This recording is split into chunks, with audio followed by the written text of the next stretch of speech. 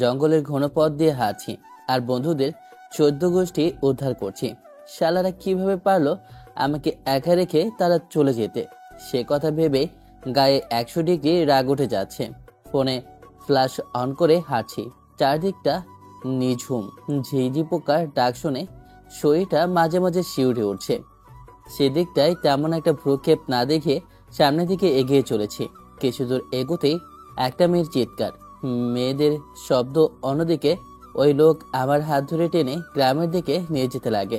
শুনতে পাই নিমেষে বুকটা ভয়ে ধুপড়ে ওঠে। কি করবো বুঝতে না পেরে সামনের দিকে গুটি গুটি পা করে এগোচ্ছিলাম। যতই সামনের দিকে এগোচ্ছি ততই মেয়েটির চিৎকার চেঁচামেচির শব্দটা দীর্ঘ হচ্ছে।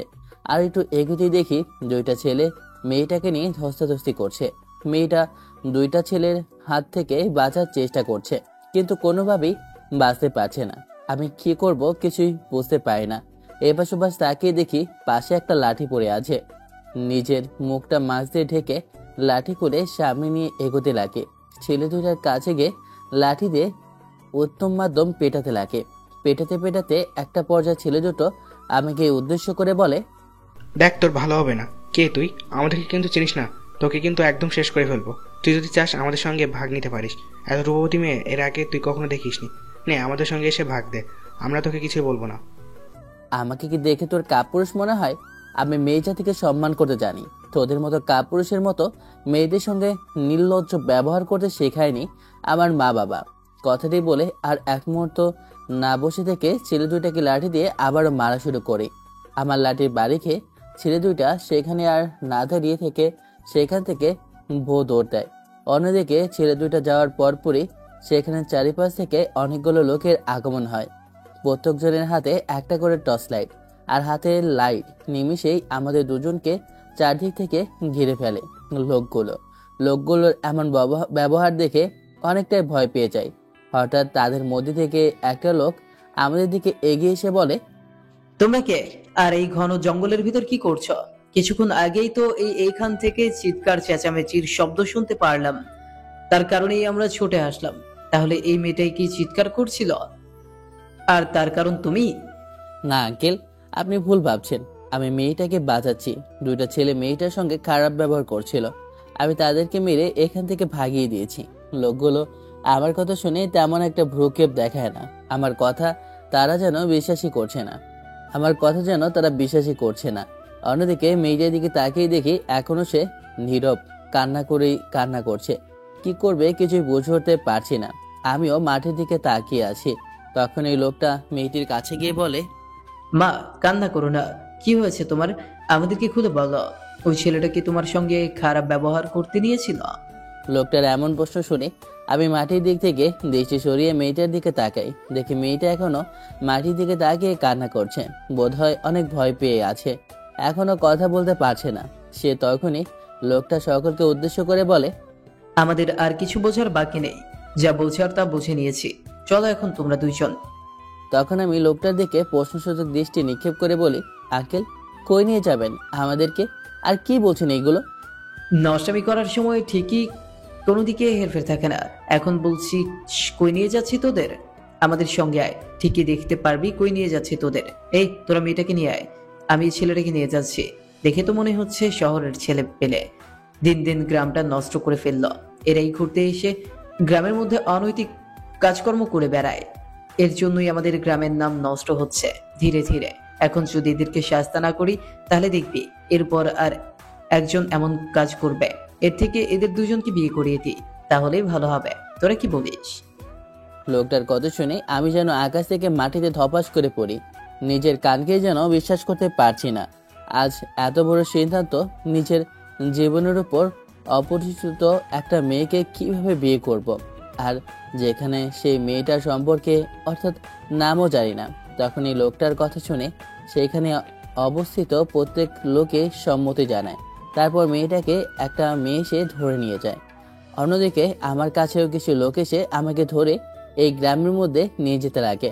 আমি তাদের বারবার করে বলেছি, আঙ্কেল বিশ্বাস করেন, আমি মেয়েটাকে বাঁচানোর জন্য এখানে এসেছি। মেয়ে তার সঙ্গে দুইটা ছেলে এসে খারাপ ব্যবহার করছিল, তখন মেয়েটা অনেক চিৎকার চেঁচামেচি করে। আপনাদের মতো আমিও ছুটে আসি সেখান থেকে। লাঠি তুলে ছেলে দুটাকে অনেক মারধর করে। তারপর তারা দুজন সেখান থেকে চলে যায়। আর তখনই আপনারা সেইখানে আসেন। কিন্তু আমার এমন কথা শুনে কেউ কোনো ভ্রুক্ষেপই দেখায় না, যেন তারা নিজেদের কথার উপরে অটুট। তারপর আমি আর কোনো কথা না বলে তাদের সঙ্গে সহযোগভাবে হেঁটে চলেছি। একটু পর একটা বাসার সামনে গিয়ে লোকগুলো ডাকাডাকি করতে লাগে। তারপর ওই বাড়ির মধ্যে থেকে একটা লোক বের হয়ে এসে বলে, কি হয়েছে এত রাতে এইখানে আপনারা? আর সঙ্গে করে ওই দুইটা ছেলে মেয়েকে নিয়ে এসেছেন যে? কোনো সমস্যা হয়েছে? সমস্যা মানে? ঘোর সমস্যা। গ্রামের মধ্যে দিন দিন নষ্টামি শুরু হয়েছে, আর আমরা গ্রামের মানুষ হয়ে কিছু করতে পারতেছি না। তাই হাতে নাতে আজকে এই দুইটাকে ধরেছি নষ্টামি করার সময়। এখন আপনি এই দুইটা ছেলে মেয়েকে বিয়ে করিয়ে দেন। লোকগুলোর কথা শুনে সেইখানে থাকা মৌলবী সাহেব আমাদের দিকে এগিয়ে আসে। আমাদের দুজনকে একটু পর্যবেক্ষণ করে মৌলবী মশাই আমাদের দুজনকে উদ্দেশ্য করে বলে, তোমাদের দুজনকে দেখে অনেক সম্ভ্রান্ত পরিবারের ছেলে মেয়ে মনে হচ্ছে, কিন্তু তোমরা এমন কাজ করতে গেলে কেন? নিজেদের মা বাবার কথা কি একবারও মনে করলে না? তোমরা যারা তোমাদের মানুষ করতে গিয়ে কঠোর পরিশ্রম করে, তোমাদের বড় করতে গিয়ে তাদের কত যে কাঠখড় পোড়াতে হয়, সেদিকে তোমাদের কোনো হেলদোল আছে? মৌলবী মশাইয়ের এমন কথা শুনে নিজেকে আর সামলাতে না পেরে মৌলবীর হাত ধরে বলতে লাগে, বিশ্বাস করেন আঙ্কেল, আমরা কিছুই করিনি। এই লোকগুলো আমাদেরকে ভুল বুঝেছে। এই মেয়েটার সঙ্গে দুইটা ছেলে খারাপ ব্যবহার করতে নিয়েছিল। আমি তা দেখে নিজেকে আর সামলাতে না পেরে পাশে থাকা লাঠি দিয়ে ছেলে দুটাকে অনেক মারধর করি। পরে ছেলে দুটা সেখান থেকে চলে যায়। তারপরেই সেখানে এই লোকগুলো চলে আসে।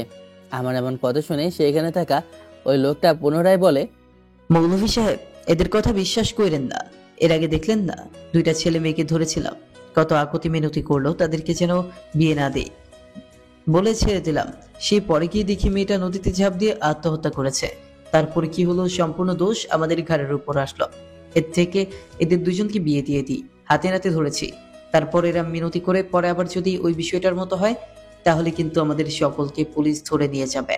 লোকটার এমন কথা শুনে আমি অনেকটাই অবাক হই। লোকটার কথার কোনো আগামাথাই খুঁজে পাচ্ছি না আমি। তারপর মৌলবী তার রুমের মধ্যে চলে যায়। একটু পর বের হয় হাতে একটা ব্যাগ নিয়ে। তারপর সেই বাড়িতে থাকা কাজের ছেলে মেয়েগুলো চারদিকে চেয়ার গুছিয়ে দেয় বসার জন্য। তারপর মৌলবী একটা চেয়ারে বসে ব্যাগ থেকে কিছু কাগজপত্র বের করে লেখালেখি শুরু করে। অন্যদিকে আমি মেয়েটার দিকে তাকিয়ে রেখে আছি। তার সামনে এত কিছু হয়ে যাচ্ছে, কিন্তু মেয়েটার মুখ দিয়ে একটা কথা বের হচ্ছে না। অন্যদিকে বন্ধুদেরও 14 গোষ্ঠী উদ্ধার করছি। সারাদের জন্যই আজকে এমন দিন দেখতে হচ্ছে। আমি আসতে চাইছিলাম না। সারারা জোর করে আমাকে নিয়ে এসে আবার আমাকে রেখেই তারা চলে গেছে। ফোনের দিকে তাকিয়ে দেখি ফোনে তেমন একটা চার্জ নেই, একটু পর বন্ধ হয়ে যাবে। বারবার বন্ধুকে ফোন করছি, কিন্তু এই দুর্গম এলাকায় নেটওয়ার্ক সমস্যা থাকায় কোনো কল যাচ্ছে না তাদের ফোনে। সেইখানে কিছুক্ষণ দাঁড়িয়ে থাকার পর মৌলবী সাহেব লেখালেখি শেষ করে আমাদের দিকে একটা কাগজ এগিয়ে দিয়ে বলে, বাবারা, এইখানে সাইন করে দাও তোমরা। কিরে, এত নির্বোধ কি করে হতে পারিস? এটা তোদের বিয়ের কাগজের গর্ধব? এত বড় হয়ে গেছে শেষ পর্যন্ত বিয়ের কাগজ জানিস না কোনটা? ছেলেটার কথা শেষ হতে না হতেই সেখানে থাকা লোকগুলো পুনরায় হাসতে লাগে। তখনই রেগে মৌলবী সাহেবের হাত থেকে কলমটা কেড়ে নিয়ে সেইখানে সাইন করে দেই। অন্যদিকে যখন মেয়েটা সাইনের পালা, তখন মেয়েটা তার কাপড় দিয়ে চোখের পানি মুছে বলে, কি শুরু করেছেন আপনারা? সেই শুরু থেকে দেখছি, কিন্তু কোনো কথাই বলছি না আপনাদের কথার উপরে। আপনারা কি একটাবারও আমার কথা শুনতে চেয়েছেন? নিজেরা তো যা মন চেয়েছে তাই করে যাচ্ছেন। একটাবার কি আমার কথা জানতে চেয়েছেন কেন আমি কান্না করছিলাম? আর ছেলেটা কি আসলেই আমার সঙ্গে খারাপ ব্যবহার করেছে কিনা? আপনাদের গ্রামে কি কোনো আইন কানুন নাই? আমাদের নিজেদের কোনো মতামত নাই? আপনারা যা আইন বের করবেন আর আমরা তার অনুযায়ী চলবো। এই ছেলেটা আমাকে সাহায্য করেছে, না হলে আজকে আমার মরা মুখ দেখতেন আপনারা। ছেলেটা যে কথাগুলো বলেছে সম্পূর্ণ সত্যি বলেছে। দুইটা ছেলে আমার সঙ্গে খারাপ ব্যবহার করতে নিয়েছিল, তখন কোথা থেকে যেন এই ছেলেটা এগিয়ে আসে, হাতে থাকা লাঠি দিয়ে দুইটা ছেলেকে মারধর করতে লাগে। মারধরের এক পর্যায়ে দুইটা ছেলে এই ছেলেকে উদ্দেশ্য করে বলে তাদের সঙ্গে আমাকে ভোগ করতে, কিন্তু ছেলেটা ছিল অটুট তার সিদ্ধান্তের ওপরেই। আল্লাহ জানে, আমাকে বাঁচানোর জন্যই বোধহয় ছেলেটাকে ফেরাসাত হিসাবে পাঠিয়েছিল। কিন্তু দেখেন আপনারা, সেই ছেলেটাকেই ভুল বুঝে আমার সঙ্গে বিয়ে দিয়ে দিচ্ছেন। মেয়েটার এমন কথা শুনে আমি স্বস্তির নিঃশ্বাস ফেলি, যেন মনে হয় আমার দেহেতে প্রাণ ফিরে আসলো। মেয়েটার এমন কথা শুনে সেখানে থাকা সবাই অবাক হয়ে যায়, সঙ্গে মৌলভী সাহেবও। ঠিকই তো বলেছে, একটাবার তো মেয়েটার কোনো কথা শুনলাম না আমরা। তখনই সেখানে থাকা ওই লোকটা পুনরায় রাগে কণ্ঠ নিয়ে আমাদেরকে বলে, হয়েছে, আর ভঙ্গিমা দেখাতে হবে না। নষ্টামি করার সময় নষ্টামি করবে, আর ধরে ফেললেই বলবে যে বাঁচিয়েছে, হেল্প করেছে। তাহলে তখন এত চিৎকারটা করছিলি কেন বল? আমরা যা সিদ্ধান্ত নিয়েছি গ্রামবাসী মিলে, তোদেরকে সেই সিদ্ধান্তই মেনে চলতে হবে। না হলে কিন্তু তোদের দুজনকে পুলিশে দিয়ে বলবো আমাদের গ্রাম থেকে তোরা চুরি করতে এসেছিলি। তাই দিন, তাহলে ভালোই হবে। আপনাদের এমন কথা, এমন সিদ্ধান্ত মেনে চলার থেকে আমাদের পুলিশে দিন, তাই ভালো হবে। আমি মেয়েটার এমন কথা শুনে ধীরে ধীরে যেন মাটির মধ্যে ডুবে যাচ্ছি।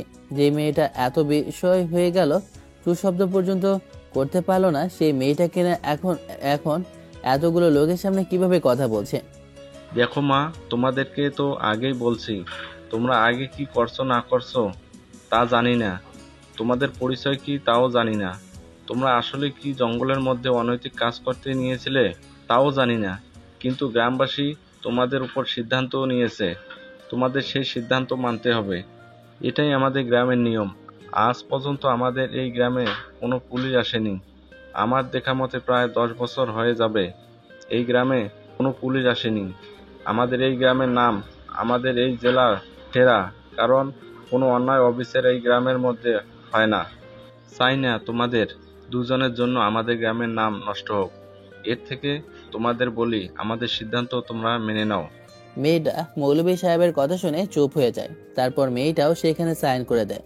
সাইন করে দিয়ে মেয়েটা আমার দিকে এক পলক তাকায়। তারপর মৌলভী সাহেব আমাদের আগামী দিনগুলো যেন সুন্দরভাবে হয় সেই সুবাদে মোনাজাত করতে লাগে। মোনাজাত শেষ হতেই আকাশে মেঘের গর্জন শুরু হয়। ভয়াবহ গর্জনে যে যার বাসায় চলে যায়। এখন আমরা দুজন কি করব কিছুই বুঝে উঠতে পারছি না। তখনই মৌলভী সাহেব তার মেয়েকে উদ্দেশ্য করে বলে, মা, একটা কাজ কর, এরা শহরে, এদের বাসা, এদের শহরে যাইতে হবে। এখন তো আর গাড়ি পাবে না, গাড়ি পাইলেও সকালে পাবে। আর আকাশের যে অবস্থা, এদেরও তো আর বাসার বাইরে রাখা যায় না, এদেরকে বাসায় নিয়ে আয়। আর তোর পাশের রুমটা পরিষ্কার করে দে, ওরা না হয় আজকে রাতটা ওইখানে থাকলো। কথাটি বলে মৌলভী সাহেব তার বাসার ভিতরে ঢুকে পড়ে। অন্যদিকে মৌলভী সাহেবের মেয়ে আমাদের কাছে এসে বলে, ভাইয়া আর আপু, আসেন আমার সঙ্গে, আসেন।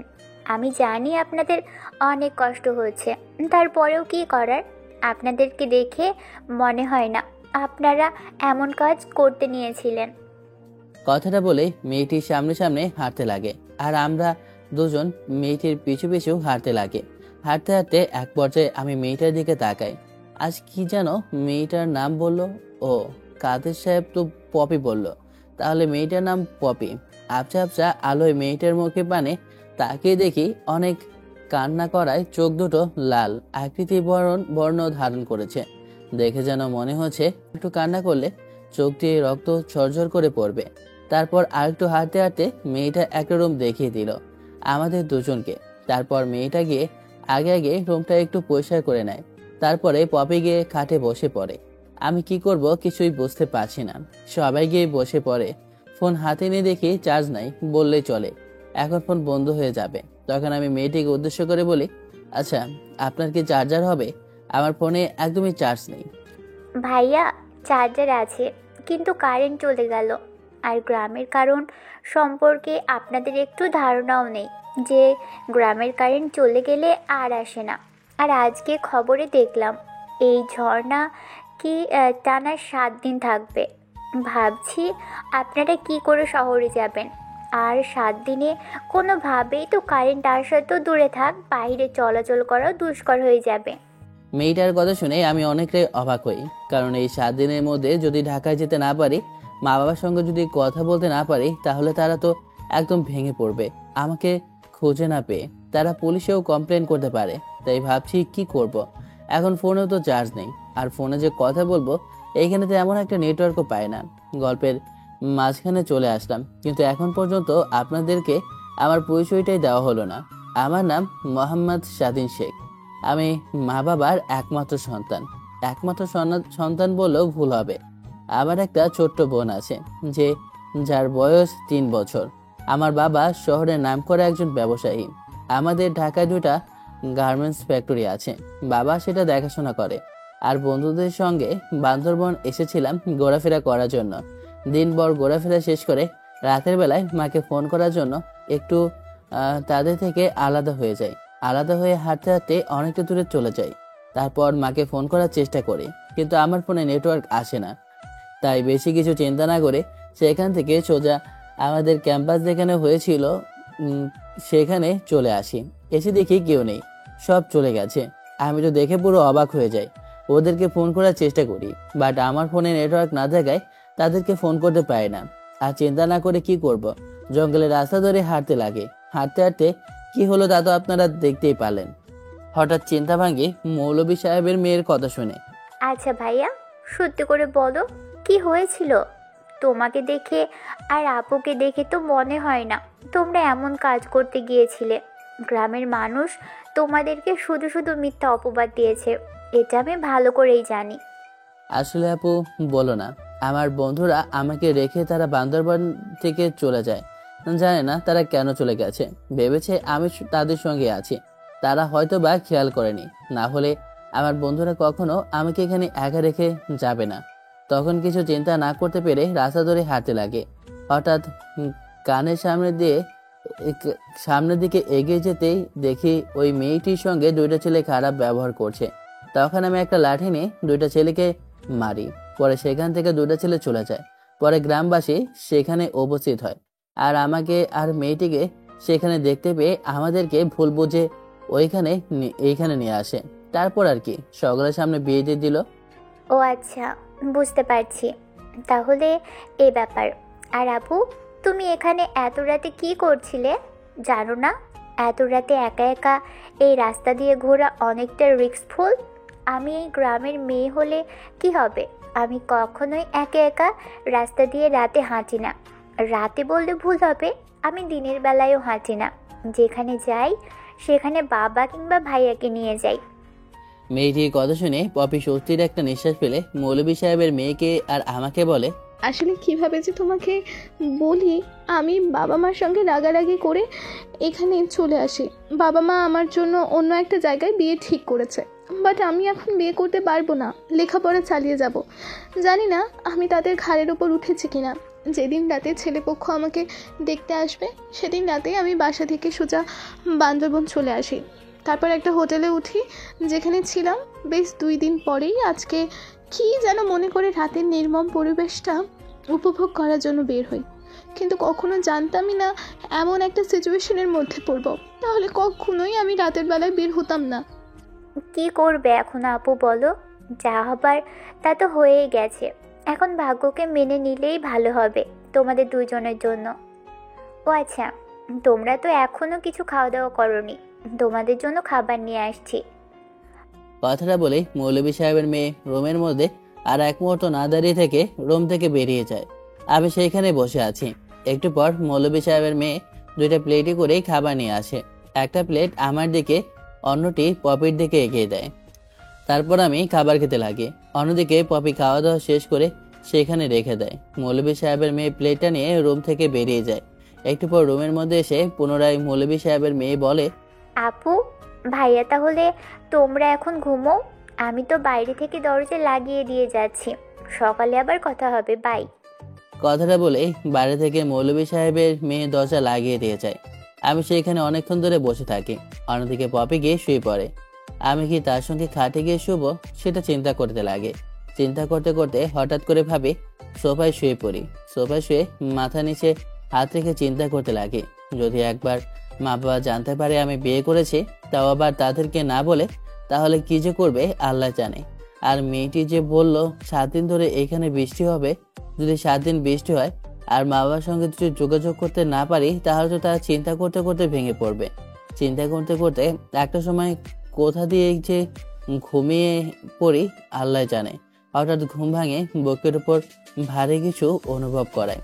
টিপ টিপ করে চোখ খুলে দেখি পপি আমার বুকের উপর শুয়ে আছে, আমাকে শক্ত করে জড়িয়ে। যেন মনে হয় মেয়েটা অনেক ভয় পেয়ে আছে। হঠাৎ মেয়েটি কেন আমার বুকের উপর এসে শুয়ে পড়লো, এর কোনো কারণ খুঁজে পাচ্ছি না। আমি হঠাৎ বাইরে অনেক বজ্রপাতের শব্দ শুনতে পাই। যে বড় বড় শব্দ করে বজ্রপাত হচ্ছে, অমনি পপি আমাকে শক্ত করে জড়িয়ে ধরছে। হয়তো পপি এখনো ঘুমায়নি, অনেক ভয় পেয়ে আছে। তখন আমিও পপিকে শক্ত করে জড়িয়ে ধরি, যেন ভয় না পায় এর জন্য। তখন পপি আমার বুক থেকে তার মাথাটি তুলে আমার দিকে তাকায়, একটু লজ্জা পেয়ে আবার আমার বুকের মধ্যে মাথা লুকিয়ে ফেলে। আমি তো মেয়েটির এমন কাণ্ড দেখে মুচকি হাসি দিয়ে তারপর পপিকে শক্ত করে জড়িয়ে ধরে ঘুমিয়ে পড়ি।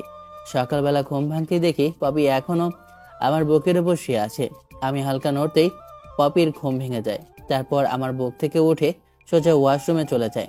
আমি ভাবতে লাগি মেয়েটি হঠাৎ বাইরের জোরে সোরে একটা বজ্রপাত হওয়ায় পপি ওয়াশরুম থেকে দৌড়ে এসে আমাকে জড়িয়ে ধরে। সময়ের আকস্মিকতায় আমি ধমকে উঠি।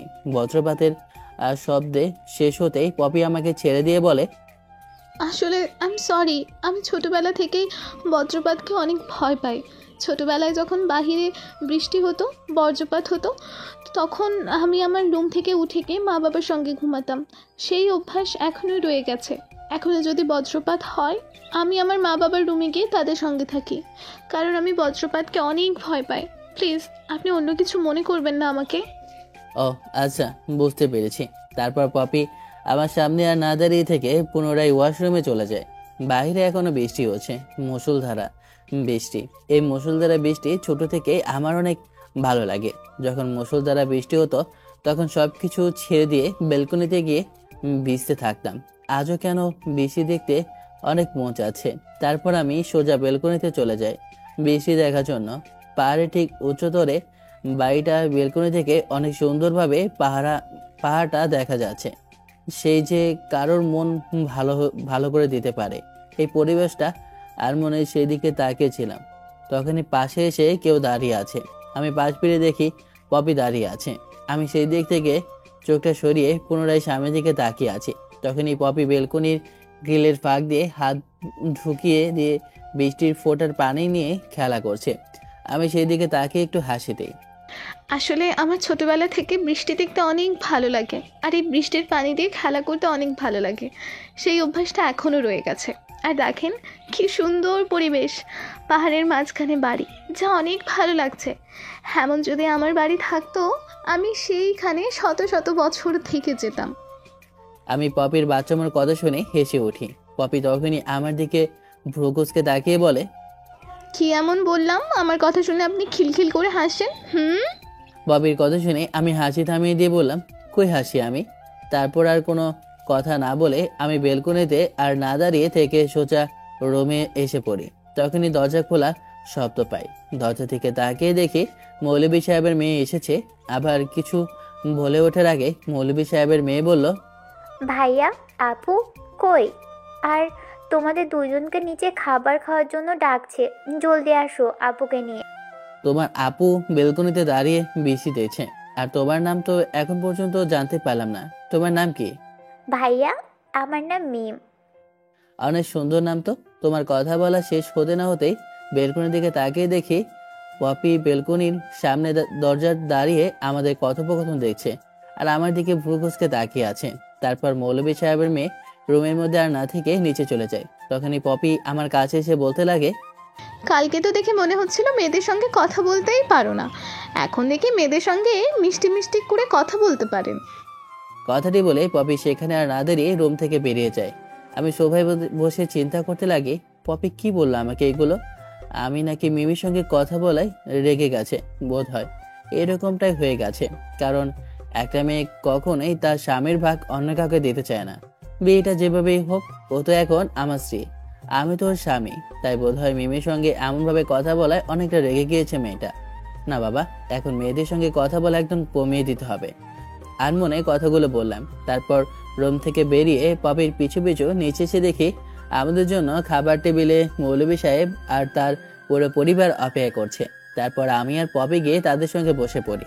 তারপর খাওয়া দাওয়া শেষ করে পুনরায় রুমের মধ্যে চলে আসি। বাইরে এখনো গুড়ি গুড়ি বৃষ্টি হচ্ছে। তখনই রুমের মধ্যে মৌলভী সাহেবের আগমন হয়। আমি সোফায় বসেছিলাম, পপি খাটের উপর বসেছিল। তখন আমাদের দুজনকে উদ্দেশ্য করে বলে, বাবা, বৃষ্টি হচ্ছে বাইরে অনেক। এই অবস্থায় তোমরা কখনোই বাইরে বেরাতে পারবে না। আর বৃষ্টিতে পাহাড় ধসে যায়, এতে গাড়ি চলাচল একদমই কমে যায়। খবরে বলছে 7 দিন একটানা বৃষ্টি হবে, আর বাসায় কারেন্টও নেই। না আঙ্কেল, ফোনে চার্জ নেই, আর আপনাদের এখানে নেটওয়ার্কে অনেক সমস্যা। মা বাবা অনেক চিন্তা করবে। তাদেরকে যদি না বলি 7 দিন তো আর এখানে থাকা যাবে না, তাদেরকে না বলে। তাই ভাবছি আমরা এখন এখান থেকে হাঁটা ধরলে 1 ঘন্টার মধ্যে হাইওয়েতে চলে যাব, আর ওইখানে তো গাড়ি পাওয়া যাবে নাকি আঙ্কেল? আপনি একটা কাজ করেন, আমাদেরকে একটা ছাতা ম্যানেজ করে দেন, তাহলেই হবে। তা ম্যানেজ করে দিচ্ছি, সমস্যা নেই, কিন্তু এখানে যাওয়া যাবে না। তোমরা 2-1 দিন থেকে তারপর না হয় যাও। আঙ্কেল, বাসা অনেক চিন্তা করছে, বললাম তো। আমার বন্ধুরা আমাকে রেখে চলে গেছে, তারাও হয়তো আমাকে নিয়ে অনেক চিন্তা করছে, কোথায় আছি, কেমন আছি। এর থেকে শহরের দিকে গিয়ে ফোনটা চার্জে দিয়ে তাদের সঙ্গে কথা বলতে হবে। তারপর মৌলভী সাহেব আমাদেরকে অনেক করে বলতে লাগে, বাট আমরা সেইখানে আর না থেকে একটা ছাতা নিয়ে ব্যাগপত্র নিয়ে বাসা থেকে বেরিয়ে পড়ি। বাড়ির বাইরে এসে রাস্তার দিকে তাকিয়ে দেখি পুরো রাস্তাতেই একটা কাকপক্ষীও নেই। সেখানে তো গাড়ি ঘোড়া থাকা দূরে থাক। তারপর সামনের দিকে হাঁটা ধরি। তখনই পপি আমাকে বলে, বৃষ্টি বন্ধ হলে না হয় বাসায় যেতাম। এত বৃষ্টির মধ্যে বাসায় যাওয়ার রিস্ক না নি, যদি বজ্রপাত হয় তাহলে কি হবে বলেন? আর বজ্রপাত দেখে আমি অনেক ভয় পাই, তা তো আপনি জানেনই। পপির সঙ্গে কথা বলতে বলতে অনেকটা দূরে চলে আসি। ঠিক বুঝতেই পারলাম না কয়টা বাজে। এখন আকাশে এখনো কালো মেঘ আছে, টিপ টিপ বৃষ্টি পড়ছে। এক ছাতার মধ্যে পপি আর আমি চাপাচাপি করে সামনের দিকে হেঁটে চলেছি। পাহাড়ের ঢাল বেয়ে পানি বেয়ে রাস্তা দিয়ে যাচ্ছে, দেখতে অনেকটাই ভালো লাগছে। মনের মধ্যে এক অন্যরকম ভালোবাসা বিরাজ করছে। হঠাৎ আপনাকে কিছু জিজ্ঞেস করিনি করে পপি সেখানে দাঁড়িয়ে পড়ে। আমি নিজেই অনেক ভয় পেয়ে গিয়েছিলাম, তাই আপনাকে আপনার সম্পর্কে তেমন কিছু জিজ্ঞেস করিনি। পেছনে তাকিয়ে তাকে উদ্দেশ্য করি, তাই চিন্তা করছিলাম। তাই আমি আপনার সম্পর্কে ভালো মন্দ তেমন কিছু জানতে বলেই দাঁড়িয়ে পড়লেন যে। আমি আর এক পাও সামনের দিকে এগাতে পারবো না, আমার পায়ে অনেক ব্যথা করছে। যেখানে আমি গাড়ি ছাড়া 1 কিলোমিটারও হাঁটি না, সেখানে আপনি আমাকে গাড়ি বাদে এত দূর পর্যন্ত হাঁটিয়ে নিয়ে এসেছেন। আমার পা অনেক ব্যথা করছে, আমি আর হাঁটতে পারবো না। তাহলে থাকেন, এখানে বসে থাকেন। একটু পর যখন ওই দিনের খারাপ ছেলে পেলে এসে আপনার সঙ্গে ওই খারাপ কাজ করতে নেবে, তখন আবার চিৎকার চেঁচামেচি করেন। আমার মতো এই বৃষ্টির মধ্যে আপনাকে কেউ বাঁচাতে আসবে না। কথাটি বলে আমি সেইখানে আর না দাঁড়িয়ে থেকে সামনের দিকে এগোতে লাগি। অন্যদিকে পপি আমার কথা শুনে অনেকটা ভয় পেয়ে আমার পিছু পিছু পুনরায় হাঁটা শুরু করে। হাঁটতে হাঁটতে অনেকটা সময় পার হয়ে যায়। হঠাৎ পুনরায় পপি রাস্তায় বসে পড়ে। আমি তার দিকে প্রশ্নসূচক দৃষ্টি নিক্ষেপ করতেই পপি আমাকে বলে, বিশ্বাস করেন 2 পা অনেক ব্যথা করছে, আর একটু হাঁটতে পারবো না। আপনি গিয়ে একটা গাড়ি নিয়ে না হয় পরে আমাকে এখান থেকে নিয়ে যান, অনেক অনেক ব্যথা করছে পা। কথাটি বলেই পপি তার পা ধরে চিৎকার করতে লাগে। আমি অনেকটা ভয় পেয়ে যাই, কারণ মেয়েটাকে অনেকক্ষণ ধরে হাঁটিয়ে নেওয়ায় তার জন্য বোধ হয় তার পায়ে অনেক ব্যথা করছে। শহরের মেয়ে হয়, তেমন হাঁটাহাঁটি করেনি বুঝি।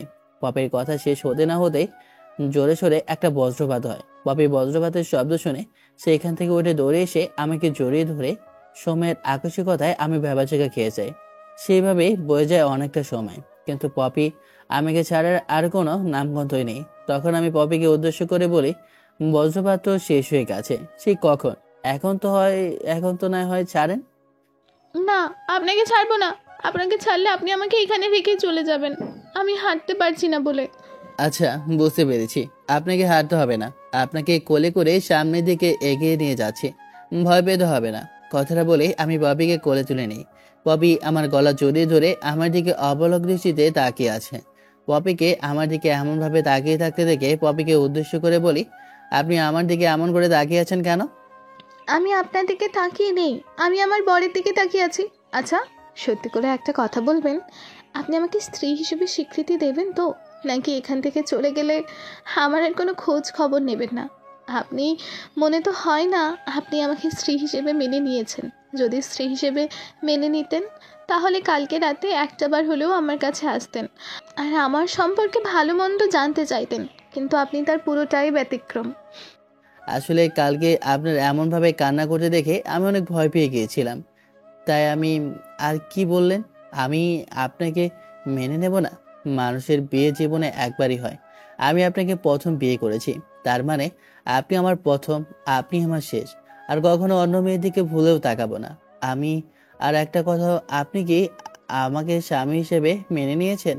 বিয়েটা যেভাবেই হোক, আমি কিন্তু আপনাকে আমার স্ত্রী হিসেবে মেনে নিয়েছি। আমিও আপনাকে আমার স্বামী হিসেবে মেনে নিয়েছি।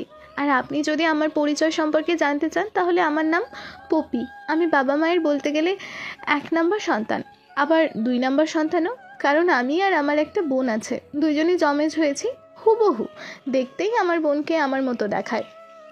আমার পপি দুজনে কথা বলতে বলতে হাইওয়েতে চলে আসে। এবার সবার তাকিয়ে দেখে সামনে একটা বাজার। তারপর পপিকে কোলে তুলে নিয়ে বাজারের দিকে অগ্রসর হই। বাজারে গিয়ে একটা দোকানে গিয়ে বসে পড়ি।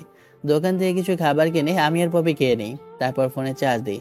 অনেকক্ষণ সেখানে বসে থাকি। ফোনে চার্জ দেওয়া শেষ হলে ফোনটা হাতে নিয়ে সোজা মার কাছে ফোন করি। ফোনে রিং হতে না হতেই ওই পাশ থেকে মা ফোন রিসিভ করে কান্না মিশ্রিত কণ্ঠে বলে, তোর বন্ধুরা সবাই চলে এসেছে, কিন্তু তুই আসলি না। তাদের সঙ্গে কেন? আর তোকে না কতবার ফোন করলাম, কিন্তু তোর ফোন বারবার বন্ধ দেখাচ্ছে। জানিস কত চিন্তা হচ্ছিল তোকে নিয়ে। কই আসিস তুই? এখন সত্যি করে আমাকে বলবি কি হয়েছে তোর সঙ্গে? তুই বন্ধুদের সঙ্গে কেন আসিসনি? আরে বাবা, এক এক করে প্রশ্ন করো। এতগুলো প্রশ্নের উত্তর কিভাবে আমি দেবো বলো? আসলে জঙ্গলের মধ্যে আমি হারিয়ে গিয়েছিলাম। আর আমার বন্ধুরা ভেবেছিল আমি বাসের মধ্যে আছি, তাই তারা বাস সেখান থেকে ছেড়ে দেয়। কিন্তু আমি সেইখানেই ছিলাম না, অনেকটা দূরে এসেছিলাম তোমাদেরকে ফোন করার জন্য। বান্দরবনে বড় বড় পাহাড় ঘুরে তেমন একটা নেটওয়ার্ক পাচ্ছিলাম না। আচ্ছা রাখো, সেসব কথা আমি পরে বলবো। এখন অনেক ভালো আছি, আর বাস স্টেশনে দাঁড়িয়ে আছি, বাসের অপেক্ষা করছি। একটু পরেই বাস আসলে রওনা দেব। আর তুমি যেন আমাকে নিয়ে চিন্তা করো না। আচ্ছা বাবা, ভালোই ভালোই গাড়ি করে বাসায় আয়, আর গাড়িতে উঠে আমাকে ফোন করবি, বুঝলি? কথাটা বলে মার সঙ্গে আরো টুকিটাকি কিছু কথা বলে ফোনটা রেখে দিই। তখনই আবার ফোন করি বন্ধুদেরকে। এক এক করে সবার ফোনে ফোন করি, কিন্তু কেউ আমার ফোন রিসিভ করে না। বুঝতে পারে না তাদের কি হয়েছে। সবাইকে ফোন করেছে, কিন্তু তারা আমার ফোন রিসিভই করছে না কেন। তারপর দোকানদারকে তার বিল মিটিয়ে দিয়ে দোকান থেকে বের হয়ে হাইওয়ের সামনে এসে ঢাকার উদ্দেশ্যে যাওয়ার 2টা বাসের টিকিট কেটে নেই। তখন আমি পপিকে উদ্দেশ্য করে বলি, আচ্ছা আপনি তো আপনার নাম বললেন, বাট আপনার বাসা কোথায়, আপনার বাবা কি করে, এগুলো তো কিছুই বললেন না। ও সরি, আপনাকে তো এগুলো বলাই হয়নি। আমার বাবা একজন গার্মেন্টসের ব্যবসায়ী। তিনি ঢাকায় 3টা গার্মেন্টস ফ্যাক্টরি আছে। আর আমাদের বাসা হচ্ছে উত্তরা। সেখানেই আমি আর আমার ফ্যামিলি সবাই থাকি। আর আমার বাসায় দালগাদি মা, বাবা আর বললাম তো আমার একটা যমজ বোন আসে। তারপর পপি তার পরিবার সম্পর্কে খুঁটিনাটি আমাকে সবকিছু বলতে লাগে। আমি মনোযোগ দিয়ে তার কথোপকথন শুনছি। হঠাৎ আমার হাত থেকে পপি ফোন কেড়ে নিয়ে বলে, ফোনের লকটা খুলে দেখি আপনি কত মেয়ের সঙ্গে চ্যাট করেন আর কত মেয়ের সঙ্গে আপনি কথা বলেছেন। পপির কথা শুনে আমি আমার ফোনের লক খুলে দিয়ে তাকে দেখিয়ে দিই। পপি আমার ফোনের মেসেঞ্জারে ঢুকে কাদের সঙ্গে কথা বলি সবকিছু দেখছে। কলেজে গিয়ে কাদের সঙ্গে কথা বলছি সেগুলো দেখছে। যে মেয়েদের নাম পাচ্ছে সে আমাকে জিজ্ঞেস করছে এই মেয়েটাকে। তখনই গ্যালারিতে ঢুকে অনেকগুলো পিক দেখতে পায় একটা মেয়ের সঙ্গে। তখনই আমার দিকে রেগে তাকিয়ে বলে, আপনি না বলেন আপনি কোনো মেয়ের সঙ্গে রিলেশন করেন না আর রিলেশনশিপে নেই, আর এইগুলো কি একটা মেয়ের সঙ্গে এমন ঘনিষ্ঠ পিকচার কেন? পপের কথা শুনে আমি ওর দিকে বড় বড় দৃষ্টিতে তাকিয়ে বলি, এটা হচ্ছে আমার ফ্রেন্ড, আর একে মেকআপ সিনেসে লাগে। আমাদের ফ্রেন্ড সার্কেলে সবাই ওকে মেয়ে না ছেলে হিসেবে চেনে। আর এগুলোকে দেখছেন, ও আমার সঙ্গে দুষ্টুমি ফাজলামি করার সময় তো আছে, আর ডিলিট করার কথাও আমার মনে ছিল না। ও যেন আমার কথা তেমন একটা বিশ্বাস করলো না। এখন আমার দিকে রাগে দৃষ্টিতে তাকিয়ে আছে। তখনই ফোনটা নিয়ে ক্যামেরা অন করে আমার আর ওর দুজনের পিক তুলে আমার ফেসবুকে গিয়ে স্টোরিতে গিয়ে আমার আর তার পিকটা স্টোরি দিয়ে বলে, she is my love, she is my wife. আমি বারবার নিষেধ করি, বাট পপি তার কথায় অটল ছিল। তারপর ফোনটা তার কাছে রেখে দিয়ে আমাকে উদ্দেশ্য করে বলে, এই পোস্ট দেখার পর একটু পর আমি আবারও ফোন অন করে দেখব কতগুলো মেয়ে তোমাকে মেসেজ করে, দেখি কি বলে। যদি কোনো মেয়ের নেগেটিভ মেসেজ দেখি তাহলে তো তোমার খবর আছে। কথাটা বলে পপি আমার দিকে রাগে দৃষ্টি নিক্ষেপ করে তাকায়। একটু পর একটা বাস এসে আমাদের সামনে ব্রেক করে। তারপর বাসে উঠে বসে এখনো বৃষ্টি হচ্ছে মিটি।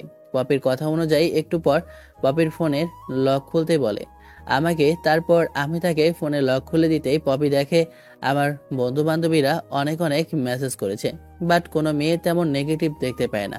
তখন ফোনটা আমার দিকে এগিয়ে দিয়ে বলে, গুড গুড।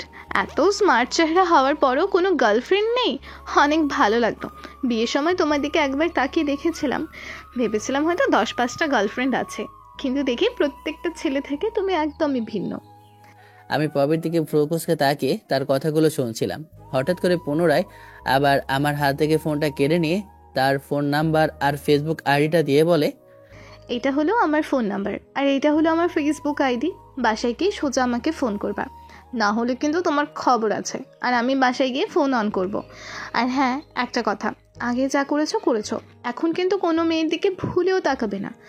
যদি আমি এমন কোনো কিছু জানতে পারি তাহলে কিন্তু তোমাকে একদম শেষ করে ফেলবো বলে দিলাম। সতর্ক কিন্তু বারবার করে দিলাম, আমার জিনিস কেউ যেন হাত না দেয়। পপির কথা যত শুনছি ততই যেন অবাক হচ্ছি। একটা মেয়ে কিভাবে এত বাচ্চামো হতে পারে? পপির কথা শুনে আমি হেসে ফেলি। তখন আমার দিকে বড় বড় দৃষ্টিতে তাকিয়ে বলে, পপির কথা শুনে আমি হাসি থামিয়ে দিয়ে ওর দিকে তাকিয়ে বলি, আচ্ছা আপনি যেভাবে বলছেন আমি সেইভাবেই চলবো। তারপর পপি বাইরের দিকে তাকিয়ে থাকে। গাড়ি চলছে তার আপন গতিতে। আমি ফোনটা অন করে বন্ধুদের সঙ্গে চ্যাট করতেছি। তখনই সজীব ফোন করে। আমাকে ফোন রিসিভ করে ওকে উদ্দেশ্য করে বলি, শালারা আমাকে ফেলে চলে গিয়েছিস বান্দরবনে। আমার কি অবস্থা তোরা একবারও দেখেছিস? আমি বাসের মধ্যে আছি কিনা? তোদের তো সেই দিয়ে কোনো হেলদোলি ছিল না। সবগুলো কি নেশাবান করেছিলি নাকি? হ্যাঁ, তোদের এত করে ফোন করলাম, এত মেসেজ করলাম, বাট কোনোটাই তোরা দেখিস নাই। আমার শালারা তোদের জন্য আমার লাইফটা অন্যদিকে মোড় নিল। এখন কি করবো আমি কিছুই বুঝতে পারছি না। আচ্ছা বাবা, বুঝতে পারলাম আসলে সবাই অনেক ড্রিঙ্ক করে ফেলেছিলাম। ড্রাইভার আর হেল্পার আমাদের সবাইকে সেখান থেকে ধরাধরি করে বাসের মধ্যে নিয়ে আসে। সবাই অনেক ড্রিঙ্ক করে ফেলেছিলাম, তাই আমাদের মধ্যে সব কিছু আমাদের কন্ট্রোলের বাইরে চলে গিয়েছিল। সেখানে তুই আছিস না কি আমাদের সেদিকে কোনো খেয়ালই ছিল না। ড্রাইভার আর হেল্পার সেখানে যাদেরকে পেয়েছে তাদেরকে সেখান থেকে তুলে নিয়ে এসেছে। আর তুই তো বোধহয় সেখান থেকে ফাঁকি ছিলি, তাই তোকে বোধহয় পাইনি, তাই তুইও আমাদের সঙ্গে আসতে পারিসনি। এক্সট্রিমলি সরি বন্ধু, প্লিজ কিছু মনে করিস না। আর তুই এখন কোথায়? আর বললি যে লাইফের নতুন মোড় নিয়েছে, মানেটা কি বুঝলাম না। তুই এখন আমার স্টোরি দেখিসনি? সবাই দেখে আমাকে কতজন কত কথা বলছে, বা তুই তো শালা এখনো তো নেশাই কাটেনি। যা আন্টিকে বল তোকে লেবু দিয়ে চা করে দিতে, তাহলে তোর নেশা কাটবে। কথাটা বলেই আমি ফোনটা কেটে দিই। তখন পপির দিকে তাকিয়ে দেখি পপি আমার দিকে বড় বড় দৃষ্টিতে তাকিয়ে আছে। আমি দৃষ্টি সরাতেই পপি আমাকে বলে, কি? তার মানে তোমার সব বন্ধুরা ড্রিঙ্কস করে, নেশা করে? তাহলে তো তুমিও তাদের সঙ্গে থাকো, তার মানে তুমিও ড্রিঙ্কস করো, নেশা করো। আজ থেকে বলে দিলাম তাদের সঙ্গে থাকবে না, আর ড্রিঙ্কস নেশা হতে দূরত্ব রাখবে, এই বলে দিলাম। আরে তুমি শুধু ভুল বুঝছো। আমাদের বন্ধুদেরকে তারা মোটেও এমন ছিল না। সবাই বন্ধুরা একত্র হওয়াতে হয়তোবা একটু ড্রিঙ্কস করেছে, তাই সবার মাতাল হয়ে গিয়েছিল। বললাম না কোনো না কোনো সমস্যা হয়েছে, না হলে তো তারা আমাকে কোনোভাবে এখানে রেখে যাবে না। সবাই ড্রিঙ্কস করে মাতাল হয়ে গিয়েছিল। পরে ড্রাইভার আর হেল্পার তাদেরকে ধরাধরি করে সিটে শুয়ে দিয়ে বাস ছেড়ে দেয়। ড্রাইভার আর হেল্পার ভেবেছিল আমরা সবাই সেখানে আছি, কিন্তু আমি যে তাদের মধ্যে ছিলাম না সেদিকে তাদের কোনো হেলদোলি ছিল না। আর একটু কথা বলতে বলতে বাসে যেতে হবে ঢাকায়। তারপর পপিকে বিদায় জানিয়ে আমি বাসায় চলে আসি। অন্যদিকে পপিও তার বাসায় চলে যায়। বাসায় এসে দরজা কড়া নাড়তেই মা এসে দরজা খুলে দেয়। আমাকে দেখতে পেয়ে মা জড়িয়ে ধরে বলে, বাবা কেমন আছিস তুই? আর যে বললি তুই নাকি হারিয়ে গিয়েছিলি বন্ধুদের কাছ থেকে, তোর বন্ধুরা নাকি তোকে রেখে চলে এসেছে ঢাকায়, তোকে বান্দরবনে ফেলে রেখে। পরে তোকে কতবার ফোন করলাম, কিন্তু তোর ফোনের কোনো রেসপন্স পাইলাম না।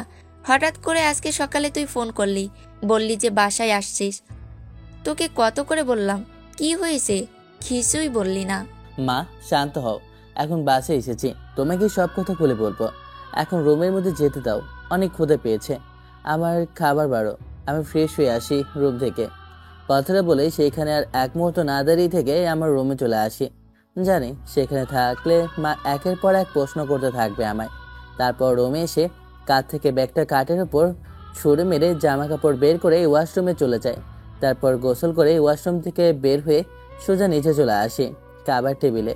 তারপর খাওয়া দাওয়া শেষ করে রুমের মধ্যে ফোন নিয়ে ফেসবুকে স্ক্রলিং করছিলাম। হঠাৎ করে স্টোরির কথাটা মনে পড়লো। তখন স্টোরির মধ্যে গিয়ে দেখি 1000 জনের প্লাস দেখেছে। আমার স্ত্রী, এটা না না জানি এদের মধ্যে থেকে আমার পরিবারে কেউ না দেখলে হয়, তাহলে আমার একদম শেষ হয়ে যাবে। তখন আর তাড়াতাড়ি করে স্টোরিটা ডিলিট করে দেই আমি। তারপর ফোনটা পাশে রেখে ঘুমিয়ে পড়ি। ঘুম ভাঙে বিকেলের দিকে। তারপর বাসা থেকে বের হয়ে বাইকটা নিয়ে সব বন্ধুরা মিলে যেখানে আড্ডা দিই সেখানে চলে যায়। আমাকে দেখে সেখানে থাকা সব বন্ধু বান্ধবী আমার কাছে এগিয়ে এসে বলে, বিশ্বাস কর আমরা কেউ নিজেদের মধ্যে ছিলাম না। কালকে বাসের ড্রাইভার আমাদেরকে ধরাধরি করে বাসে নিয়ে এসে বাসা ছেড়ে দেয়, আর বাসের ড্রাইভার তোকে দেখেনি, তার জন্য ওয়েট করতে পারেনি, বাস ছেড়ে দেয়। প্লিজ আমাদেরকে ক্ষমা করে দে, না জানি তোর কালকে কত কষ্ট হয়েছে রাতে। আরে কি বলছিস তুই? তুই কি ওর স্টোরিটা দেখিসনি? রাকে ওর কষ্ট হয়েছে নাকি মজা নিয়েছে ও? কিরে সদীপ, কি বলছিস এগুলো? তোর মাথা কি খারাপ হয়ে গেছে? রাতে মজা নিয়েছে মানে? ওকে একা রেখে চলে এসেছিলাম, বান্দরবনে একা একা কীভাবে হয়েছিল রাতটা কাটিয়েছে সেটা সে নিয়ে চিন্তা করছে, আর তুই বলছিস রাতে মজা নিয়েছে? আর স্টোরিতে চেক করিনি মানে? স্টোরিতে কী এমন দিয়েছে যে চেক করতে হবে আমাদেরকে? আর ঘুম ভাঙতেই তো এইখানে চলে আসছে। সেই রাতে এসে শুয়েছিলাম, তেমন একটা দেখা হয়নি, ফেসবুকও ঢোকা হয়নি। সজীব কিছু একটা বলতে যাবে, অমনি আমি সজীবের মুখ চেপে ধরি। সেখান থেকে খানিকটা দূরে নিয়ে গিয়ে সজীবের কানে কানে বলি, দেখ মামা প্লিজ একে বলিস না। ওরা যেহেতু দেখেনি তাহলে ওদেরকে না বলি, ভুলবশত হয়ে গেছে। আর এখন যদি ওদেরকে বলি তাহলে দেখবি টির চাইবে। আমার কাছে তেমন একটা টাকা নেই। তাহলে তোকে আমাকে শুরু থেকে শেষ পর্যন্ত বলতে হবে, কি দিয়ে কি হলো, তোর বিয়েই বা কি দিয়ে হলো। তারপর আমি সজীবকে শুরু থেকে শেষ পর্যন্ত বলতে লাগি। সঙ্গে এও বলি যে মেয়েটার বাসা ঢাকাতেই। আমার কথা শেষ হতে না হতেই সজীব আমার দিকে বড় বড় করে তাকিয়ে বলে, আরে কি বলছিস এগুলো?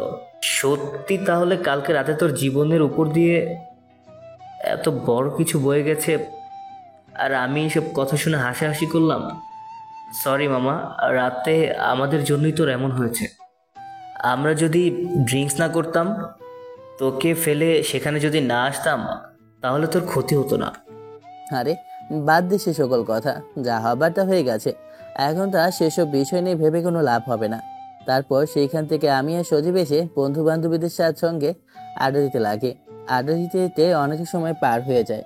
রাত যখন 10টা বেজে যায় তখন বাইকটা নিয়ে সজীবের পিছনে উঠে বসে তারপর সজীবকে তার বাসায় নামিয়ে দিয়ে আমি আমার বাসায় চলে আসি। বাইক থেকে দরজা কড়া নাড়তেই মা এসে দরজা খুলে দেয়। তারপর মা আমাকে দেখে বলে, সেই যে বিকেলে বের হয়েছিলি, আর এখন দেখ রাত 10টা বেজে গেছে, আর তোর এখন বাসায় আসার সময়? তোর বাবা যা বলেছে সত্যি বলেছে, তোকে এখন একটা বিয়ে দিয়ে দিতে হবে, তবে তুই বাসায় থাকবি, না হলে দিন দিন বকাটে হয়ে যাচ্ছিস। রাতের পর রাত বন্ধুদের সঙ্গে আড্ডা দিয়ে 11টা 12টার সময় বাসায় ফিরছিস তুই। এখন আয়, ফ্রেশ হয়ে খাবার খেয়ে নে, তোর জন্য আমি আর তোর বাবা খাবার টেবিলে তোর জন্য অপেক্ষা করছি। মা আমার জন্য অপেক্ষা করবে কেন? তোমরা খেয়ে দিয়ে ঘুমিয়ে গেলেই তো পারো। আমি এসে খাওয়া দাওয়া করে আমার রুমে ঘুমিয়ে পড়তাম। দরজা না হয় চারদিক করে নিতাম, কাজের মেয়েরা এসে খুলে দিত। বড় হ, দোয়া করি তোর ছেলে মেয়ে হোক, তারপর না হয় বলবি রাতের পর রাত তোর জন্য আমি আর তোর বাবা জেগে যার রুমে গিয়ে ফ্রেশ হয়ে আয়।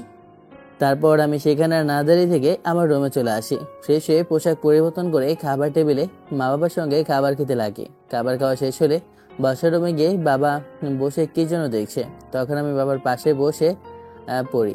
একটু পর মা আমার সঙ্গে এসে বসে পড়ে। তারপর মা আমাকে উদ্দেশ্য করে বলে, তুমি এখনো স্বাধীনকে বলনি বিষয়গুলো? না বলিনি, তুমি এসেছো এখন বলবো। তারপর বাবা আমার পাশ ফিরে বলে, বাবা শোন, তোকে না জানিয়ে আমি আর তোর মা এক বড় একটা সিদ্ধান্ত নিয়ে ফেলেছি। জানি না তুই কিভাবে নিবি, কিন্তু আমি আর তোমায় একটু জানি যে তুই আমাদের কথার উপর কখনোই কথা বলবি না। আমি আর তোর মা সিদ্ধান্ত নিয়েছি তোকে বিয়ে দেব, পড়ালেখা করবি, প্লাস আমার সঙ্গে আমার ব্যবসা প্রতিটা কি দেখাশোনা করবি। দিন দিন বুড়ো হয়ে যাচ্ছি, না জানি কখন কি হয়ে বসে। এর থেকে তোকে ব্যবসাটা ভালোভাবে বুঝিয়ে দেব তোর হাতে। আমি বাবার কথা শুনে আকাশ থেকে পড়ি। বাবা মার কথার উপরে আজ পর্যন্ত আমি একটা কথা বলিনি। তার জন্য বোধহয় বাবা মা এমন সিদ্ধান্ত নিয়েছে। জানি তারা তাদের কথার উপর কখনো আমি বরখিলাপ করব না, কিন্তু আমি যে তাদের এই কথাটা রাখতে পারছি না। আমি যে বিবাহিত, কিন্তু মা বাবাকে কি করে আমি বলবো? তখন আমি আমতা আমতা করে বলি, বাবা, এখন তো আমার পড়ালেখার বয়স, এখন বিয়ে করবো মানে? তুমি কি বলতে চাচ্ছ? তুমি আর তোমার ব্যবসার কাজের সহযোগিতা মানে? আমার তোমার সঙ্গে কথা ছিল কি, আর তুমি বলছিলে যে ব্যবসার কাজে সহযোগিতা করব আমি অনার্স শেষ করার পর। হ্যাঁ, বলেছিলাম পার তোকে বিয়ে করতে হবে, এটাই আমাদের শেষ কথা। আর এই পিক দেখ, এখান থেকে কোন মেয়েটাকে তোর পছন্দ হয়? ইচ্ছা না থাকা সত্ত্বেও পিকগুলো হাতে নিয়ে দেখতে লাগে। হঠাৎ একটা ছবিতে আমার চোখ আটকে যায়। এই পিকটা এইখানে কেন? মানে বুঝতে পারতেছেন না তো? পপির পিক। আমি তো দেখে অবাক হয়ে যাই, কারণ পপি বলল যে সে বিয়ের জন্য এখানে পালিয়ে এসেছে। তার মানে কি তার বাবা মা ঘটকের কাছ থেকে এখনো পিকগুলো সরিয়ে নেয়নি? অন্যদিকে মা বাবা একটা ছবি দেখে অনেকক্ষণ তাকিয়ে থাকতে দেখে তারা নিজেদের মধ্যে নিজেরাই চোখ দিয়ে ইশারা করে। তখনই বাবা আমার হাত থেকে পিকটা কেড়ে নিয়ে বলে, বুঝতে পারছি আমার ছেলেটার এই মেয়েটাকে পছন্দ হয়েছে। দেখতে তো পুরো মাশাআল্লাহ। দেখো দেখো, স্বাধীনের মা, মেয়েটা তো পুরো পরীর মতো। আমাদেরও কিন্তু অনেক পছন্দ হয়েছে মেয়েটাকে। তাহলে কি আমরা এখন তোমার বিয়ের এই ব্যাপারে এদের পরিবারের সঙ্গে কথা বলবো? আমি অনেকটাই খুশি হই, কারণ পপি আমাকে দেখলে কখনোই না করতে পারবে না, কারণ আগে থেকে আমরা বিবাহিত হয়ে আছি। এর মধ্যে যদি আমাদের পরিবারের ওরা নিজেদেরকে আমাদের সঙ্গে বিয়ে দিয়ে দেয় তাহলে তো অনেকটা ভালোই হয়। তাই আমি বাবা মাকে উদ্দেশ্য করে বলি, তোমরা যা ভালো মনে করো তাই করো। তোমাদের কথার উপরে আজ পর্যন্ত আমি একটা কথা বলিনি, এখনো বলবো না। তারপরেও বাবা, বুঝে শুনে কথা বলিস। সারা জীবন তুই এর সঙ্গে কাটাবি, তোরও তো ভালো মন্দ আছে নাকি? কিন্তু মেয়েটাকে তো আমাদের অনেক ভালো লেগেছে। তোমরা যা ভালো বোঝো তাই করো, এর মাঝে আমার কোনো কথা নেই। কথাটা বলি আমি সেইখানে আর এক মুহূর্ত না দাঁড়িয়ে থেকে আমার রুমে চলে আসি। তখনই মনে পড়ে পপির কথা। বাসায় গিয়ে যেন তাকে ফোন করি, আমাকে বারবার বলেছিল, কিন্তু এখনো ফোন করা হয়নি। কি করব বুঝে হতে পারছি না। তখনই দরজা এসে মা কর্নারে। আমি শোয়া থেকে উঠে দরজা খুলে দিই। তখন মা ঘুমের মধ্যে এসে বলে, বাবা শোন, ওই মেয়েটার বাবা তোর বাবার মতো ঢাকা শহরে গার্মেন্টস আছে 3টা। তো আমরা ভেবেছি তোকে ওর সঙ্গে বিয়ে দেব, আর আগামীকালকে দেখা করতে যাব। তুই কি বলিস? আমি মাথা দিয়ে শুধু হ্যাঁ বোঝাই। আমার হ্যাঁ সম্মতি শুনে মা আমার রুম থেকে বেরিয়ে যায়। আমি পুনরায় দরজা আটকে দিয়ে রুমে শুয়ে থেকে পিকটা বের করে দেখতে লাগি। মেয়েটা অনেক সুন্দর। তারপর আমার আর পপির একসঙ্গে থাকা পিকটা আমার ফোনের ওয়ালপেপারে সেভ করি। তারপর কিছুক্ষণ পর ফেসবুকিং করার পর ঘুমিয়ে পড়ি। পরদিন সকালবেলা ঘুম ভাঙে 8টার দিকে। ঘুম থেকে উঠে ফ্রেশ হয়ে খাবার টেবিলে এসে খাওয়া দাওয়া শেষ করে রুমে গিয়ে নিজেকে একটু পরিপাটি করে নিই কলেজে যাওয়ার জন্য। তারপর ব্যাগটা কাঁধে নিয়ে গ্যারেজ থেকে ব্যাগটা বের করে কলেজের উদ্দেশ্যে রওনা দিই। কলেজে গিয়ে সবাই যেখানে আড্ডা দেয় সেখানে চলে যাই। সেখানে গিয়ে দেখি কেউ নেই, শুধু সজীব বসে আছে। আমি গিয়ে সজীবের পাশে বসে পড়ি। তখন সজীব আমার দিকে তাকিয়ে বলে, কিরে মামা, কি অবস্থা তোর? কেমন আছিস? আর বলিস না, অনেক অনেক ভালো আছি।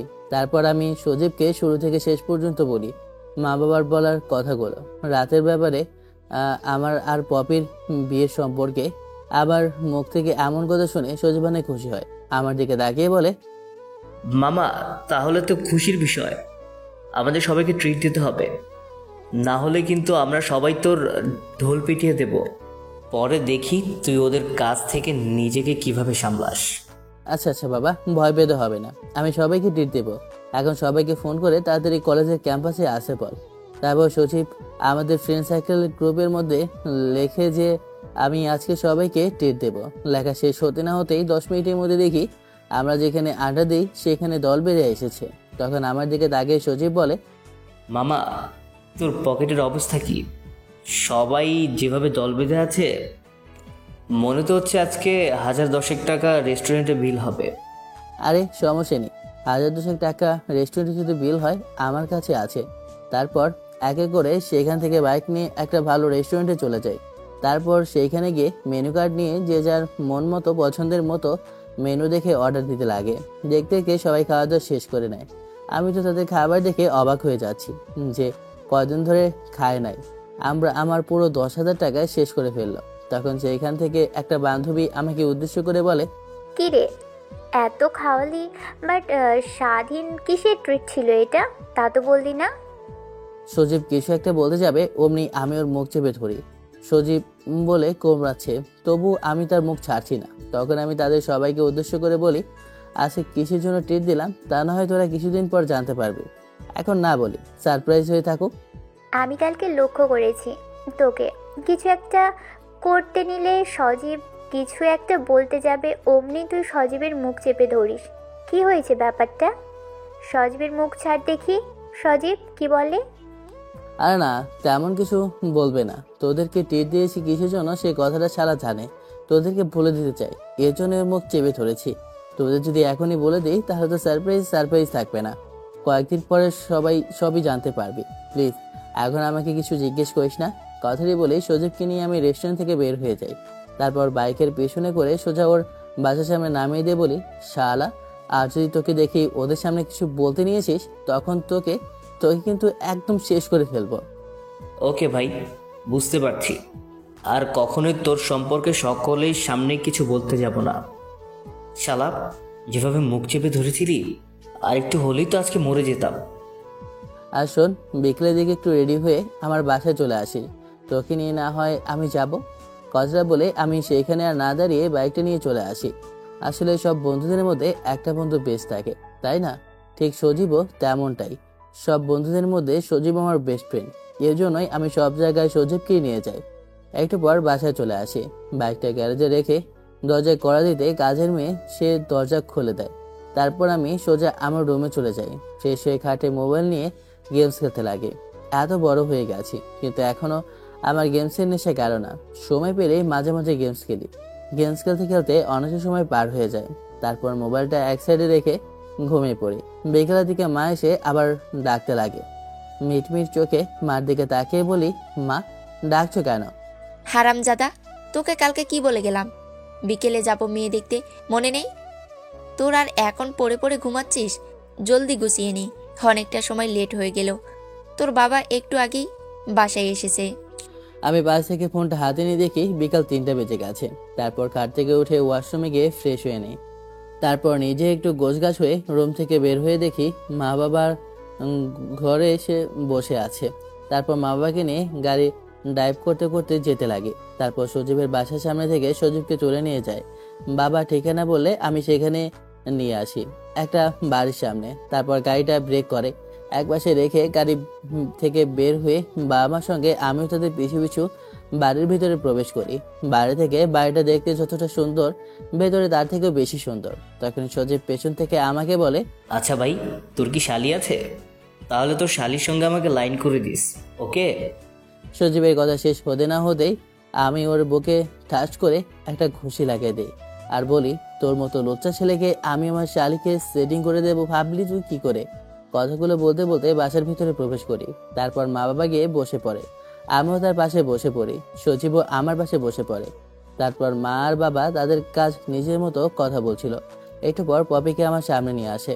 আমি এক পলক তাকাই, পপিও আমার দিকে তাকায়, কিন্তু আমি তার চোখে কোনো প্রকার অবাঞ্ছিত দেখতে পাই না। আমি সেদিকে তেমন একটা ভ্রুক্ষেপ দেখাই না, কারণ হয়তো পপি আগে থেকে জানতো আমি তাকে দেখতে আসছি। তখন সজীব সবাইকে বলে, আঙ্কেল আন্টি, তাহলে ছেলে আর মেয়েকে দুজনকে একটু আলাদা কথা বলতে দেন। সজীবের এমন কথা শুনে আমি ওর পা চিমটি দিয়ে ধরি। সবাইকে হাসতে হাসতে বলে, না না, আমাদের কথা বলতে হবে না। কথাটা বলে আমি সজীবের দিকে রাগের দৃষ্টিতে তাকিয়ে থাকি।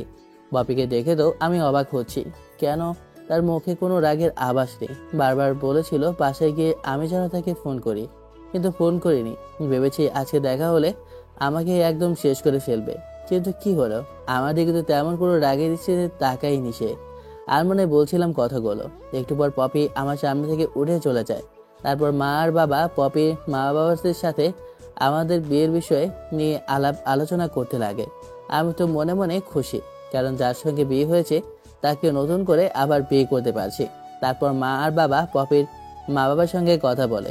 আমার আর পপির আগামী সপ্তাহে বিয়ে ঠিক করে। তারপর তাদের সঙ্গে খাওয়া দাওয়া শেষ করে বাসা থেকে বেরিয়ে পড়ি। তারপর গাড়িতে এসে বসে পড়ি। গাড়ি চালাচ্ছি মন দিয়ে। তখনই সজীব আমার কাছে এসে কানে কানে বলে, মামা, ভাবিকে দেখতে অনেক সুন্দর।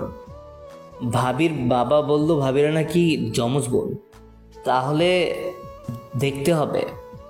নাকি ভাবির মতো? তাহলে তো শালিটাকেও আমাকে যেভাবে হোক ম্যানেজ করে দিস প্লিজ প্লিজ। ওকে ওকে, সেটা না হয় বিয়ের পরে দেখা যাক।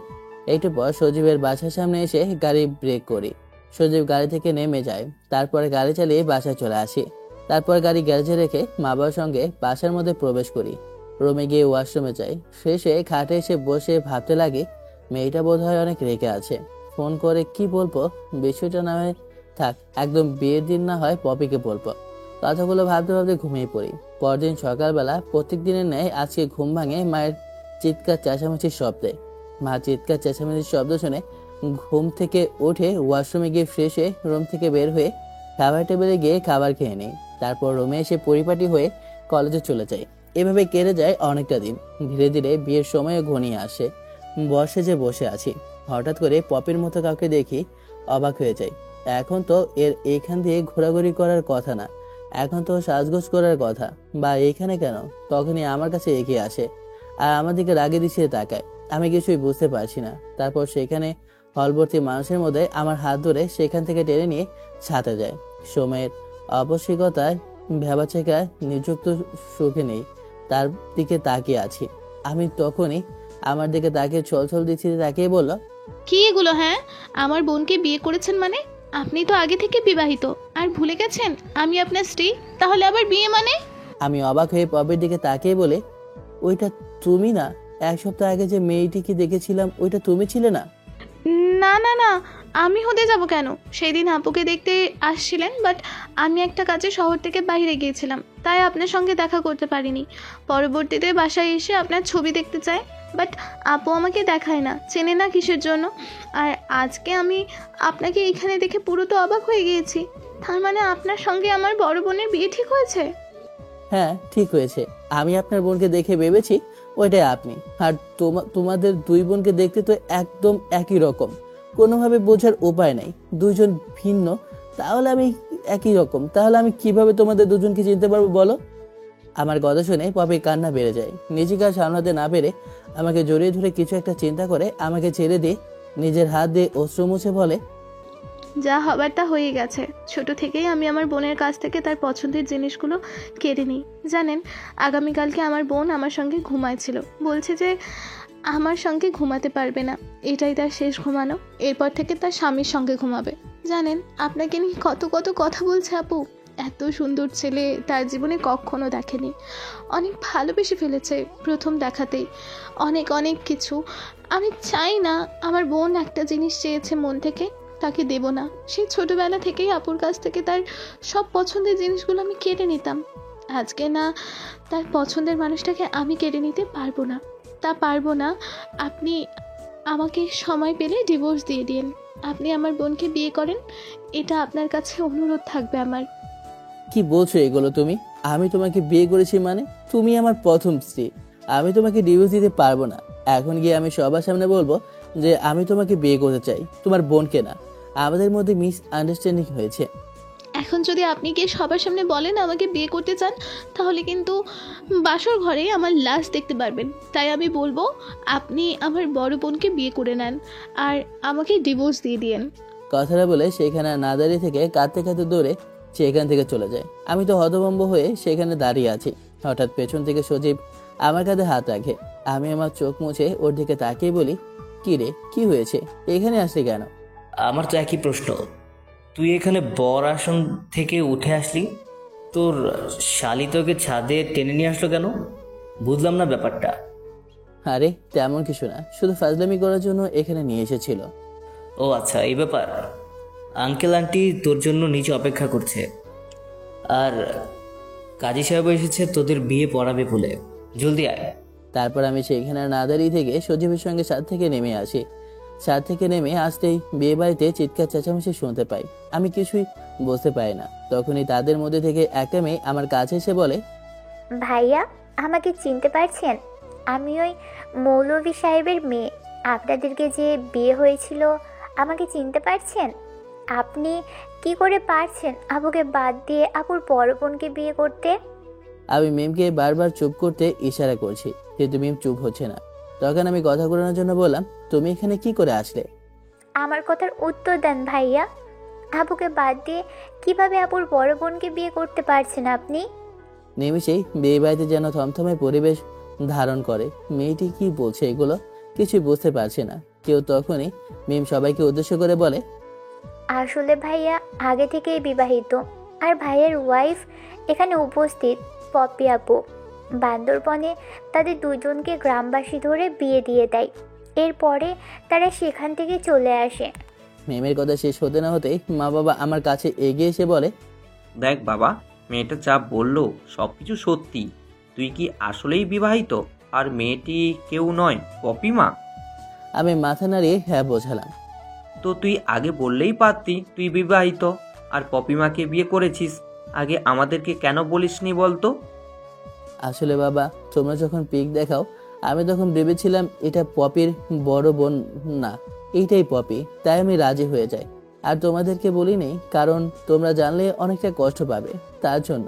কিন্তু দেখো আজকে তোমরা সবই জানতে পারলে। যদি ওই দিন তোমাদেরকে সব কথা খুলে বলতাম তাহলে আজকে এই দিনটা দেখতে হতো না আমার। অন্যদিকে বিশ্বাস কর তুই, আমি মোটেও ওকে বিয়ে করিনি, সব কিছু বানানো নাটক। তোকে আর বলতে হবে না, আমি বুঝতে পারছি সবই। তুই নিশ্চিত ছেলেটার উপরে অনেক রেগে আছিস। এই বিষয়টা নিয়ে যে হয়তো বুঝতে পারিনি, আমাদের দুই বোনকে একই রকম দেখতে তো, তাই হয়তো কনফিউজ হয়ে গিয়েছিল। আমাকে তুই ভেবে রাজি হয়ে যায়। দেখ আপু, তোকে একটা কথা বলবো। ছোট থেকে তোর কাছ থেকে তোর পছন্দের জিনিসগুলো কিনে নিয়েছি। আর যখন তুই একটা ছেলেকে পছন্দ করলি, তার সঙ্গে তোর বিয়ে ঠিক হলো, আজ দেখো তাও তোর কাছ থেকে আমি কেড়ে নিচ্ছি। কিন্তু আর হবে না। ছোট থেকে তো বলতি দুই বোন একজনকে বিয়ে করব। আজ না হয় তাই করি, দুই বোন এক ছেলেকে বিয়ে করি। কি বলিস তুই? আরে ওই সময় তো বলতাম দুষ্টুমি ফাজলামি করার জন্য, কিন্তু এখন তো আর তার সময় নেই। আর সমাজের মানুষ কিভাবে দেখবে আমাদের বল? আর স্বাধীন কি আমাদের দুই বোনকে স্ত্রী হিসেবে মানতে পারবে? আর স্বাধীনের মা বাবা কখনোই মানবে না, আর আমাদের মা বাবা তো কখনো মানবেই না। বুঝতে পারছিস তুই? দেখ আপু, কে কি মনে করলো, সমাজ কি বললো, সেদিকে আমি ধারি না। এখন মা বাবা আর স্বাধীনের মা বাবাকে বোঝানোর দায়িত্ব, তা আমাকে দিয়ে দে, আমি বুঝে নেব। কথাটা বলে পপি রুম থেকে বেরিয়ে আসে। তারপর হলভর্তি মানুষের মধ্যে এসে তার বাবাকে আর স্বাধীনের মা বাবাকে একটা সাইডে নিয়ে গিয়ে তাদের সব কথা খুলে বলে। স্বাধীনের মা বাবা রাজি থাকে, বাট পপি তার মা বাবাকে রাজি করাতে পারে না। অনেক জোরাজোরিতে পপির মা বাবা রাজি হয়ে যায়। তখনই মাইক হাতে নিয়ে পপির বাবা সকলের সামনে অ্যানাউন্সমেন্ট করে, আপনারা এসেছিলেন আমার এক মেয়ের বিয়েতে দাওয়াত খেতে, এখন একসঙ্গে আমার দুই মেয়ের বিয়েতে দাওয়াত খাবেন, আর আমার দুই মেয়ের জন্য দোয়া করে যাবেন আপনারা। কথাটা বলা শেষ হতে না হতেই বিয়ে বাড়িটা যেন পুনরায় তার জীবন ফিরে পায়। তারপর কিছু মেয়ে এসে পপিকে সেইখান থেকে নিয়ে যায় তার রুমে। তারপর পপিকে সুন্দর করে সাজিয়ে দিতে লাগে। সাজানো শেষ হলে পপিকে আর তার বোনকে দুজনকে একসঙ্গে স্টেজে নিয়ে আসে। স্বাধীনের মধ্যে রেখে দুই বোনকে দুই পাশে রেখে দেয়। সবাই কিছু বুঝতে পারে না। তখনই পপির বাবা পুনরায় মাইকটা হাতে নিয়ে বলে, আপনারা হয়তো কম বেশি সবকিছু জানতে পেরেছেন। যেহেতু আমার মেয়ে আগে থেকেই স্বাধীনকে বিয়ে করে নিয়েছিল, আর বড় মেয়েও স্বাধীনকে অনেক পছন্দ করেছে, তাই আমরা সিদ্ধান্ত নিয়েছি যে আমাদের দুই মেয়েকে স্বাধীনের সঙ্গে বিয়ে দেব। এতে আমাদের সম্পূর্ণ সম্মতি আছে। পপির বাবার কথা শেষ হতে না হতেই সবাই কানাঘোষা করতে লাগে। দেখতে দেখতে কাজী সাহেব আমার আর মারিয়া অর্থাৎ পপির বড় বোনের বিয়ের কাজ সম্পন্ন করে। তারপর পপির সঙ্গে আমার বিয়ের কাজ সম্পন্ন করে। আমি কিছুই বুঝতে পারলাম না, শুধু বসে আছি আর তাদের কার্যকলাপ দেখছি। যেন একটা পুতুল যার মধ্যে জীবিত রয়েছে, বাট পুতুলটা কথা বলতে পারে না। এইটুকুই দেখতে দেখতে বিয়ের কাজ সম্পন্ন হয়ে যাওয়ার পর গাড়িতে গিয়ে বসে পড়ি। গাড়ির মাঝের সিটে আমি বসে আছি, এই পাশে পপি আর অন্য পাশে মারিয়া বসে আছে। গাড়ি চলছে তার আপন গতিতে। আমি এক পলক মারিয়ার দিকে তাকিয়ে দেখি সেও হাসে, পপির দিকে তাকিয়ে দেখি সেও হাসে।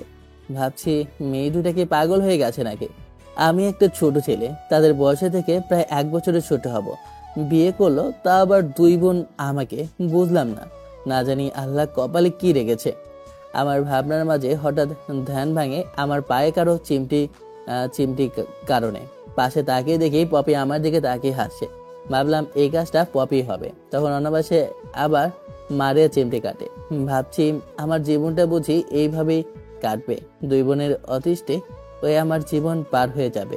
কথাগুলো আনমনে চিন্তা করতে করতে বাসায় চলে আসি। তারপর গাড়ি থেকে নেমে সোজা চলে যাই তারপর বন্ধুদের সঙ্গে আড্ডা দিতে লাগে। আড্ডা দিতে দিতে ঘড়ির দিকে তাকিয়ে দেখি রাত 12টা বেজে গেছে। তারপর ছাদ থেকে নেমে দরজা খুলে রুমের মধ্যে প্রবেশ করে দরজাটা লাগিয়ে সামনের দিকে তাকাতে দেখি এক খাটে দুইজন বসে আছে। আমি সামনের দিকে আর একটু আগাতেই পপি আর মারিয়া দুজন খাট থেকে উঠে এসে আমাকে সালাম করে। আমি তাদের দুজনকে উঠিয়ে বউকের সঙ্গে জড়িয়ে ধরে বলি, সুখে থাকো মা, দোয়া করি অনেক বড় হও, ফুটবল টিমের মালিক হও দুজনে। কি কুত্তা, আমি তোর মা হই? আর কি বললি? ফুটবল টিমের মালিক? আমরা যদি ফুটবল টিমের মালিক হই তাহলে তুই কি হবি বল?